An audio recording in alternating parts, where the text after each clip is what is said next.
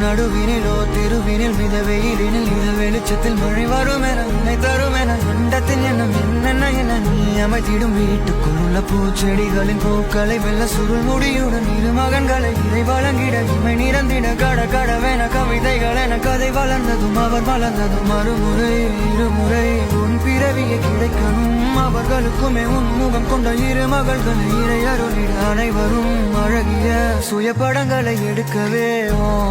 பக்கத்துல நான் பாடுக்க வழி சொல்லம்மா